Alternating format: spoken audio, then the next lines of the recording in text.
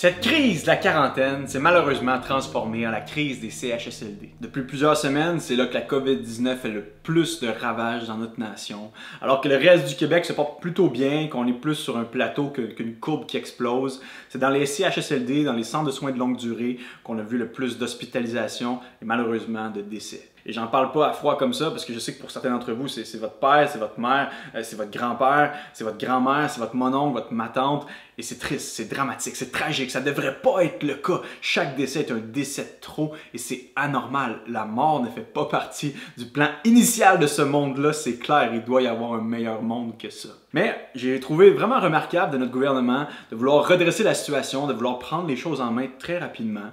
Monsieur Legault, avec humilité, a reconnu que les choses allaient déjà pas bien avant la crise, qu'il aurait peut-être même dû faire certains changements avant la crise, comme augmenter, bonifier le salaire des préposés. Et il reconnaît aussi qu'il y a plusieurs choses à faire maintenant en sortant de cette crise-là, de réformer, repenser le système des soins pour personnes âgées. Je trouve ça vraiment honorable et remarquable et je suis content, je suis reconnaissant qu'on ait un gouvernement qui reconnaît la valeur de prendre soin de nos aînés. Mais j'aimerais pousser la réflexion juste un cran plus loin. J'ai l'impression que malgré tout le bon travail, le beau travail que notre gouvernement peut faire pour prendre soin des personnes âgées, il me semble qu'il y a un travail, une responsabilité, un devoir irremplaçable qui incombe aux enfants de ces grands-parents, aux enfants de ces parents-là. On est vite à blâmer, moi le premier, tout ce qui se passe autour de nous. Mais ça se peut-tu qu'on soit rendu une société composée de familles qui ne prend plus assez soin de ses aînés? Oui, le gouvernement fait un job incroyable, mais on va se le dire, il ne pourra jamais remplacer des enfants qui prennent soin de leurs parents. Ça se peut-tu qu'on soit réellement tellement rendu une société qui mise sur la productivité, qui roule à vitesse grand V, sur la performance, le fait de faire des profits, que prendre soin de nos parents, c'est pas ce qu'il y a de plus glamour, ou de plus important, ou de plus valorisé.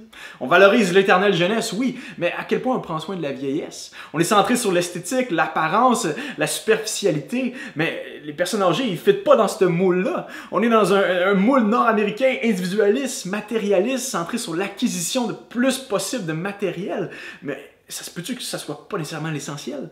Que notre relation avec nos parents soit beaucoup plus prioritaire? C'est rendu qu'on ne gêne même pas de leur demander d'économiser à nos parents pour s'assurer qu'ils vont s'autosuffire lorsqu'ils vont vieillir.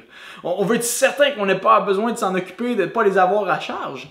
Ça se peut-tu qu'on soit vite à se décharger de nos responsabilités, même sur notre gouvernement? Je pense qu'avant d'être un problème sociétal ou gouvernemental, c'est un problème de famille et même un problème de cœur. Je pense qu'il faut se regarder un peu le nombril, et moi le premier, et faire l'aveu qu'on a peut-être dévalorisé la beauté et la richesse de prendre soin de nos propres parents, de les honorer comme il se doit.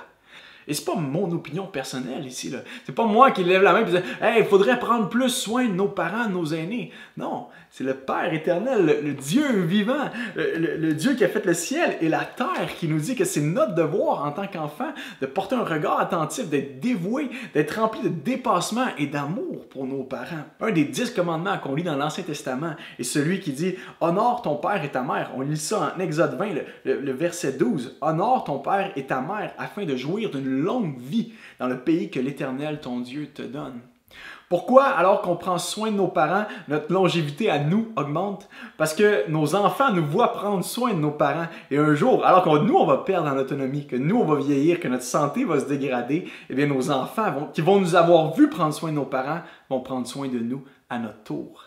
Ça, c'est la beauté de la chose.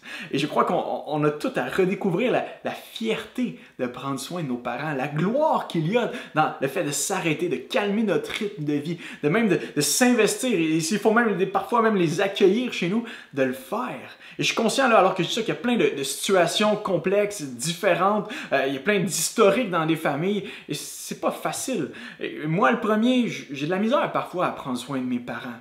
Mais je peux-tu vous proposer qu'il y a un homme qui lui a pris soin de ses parents jusqu'au bout?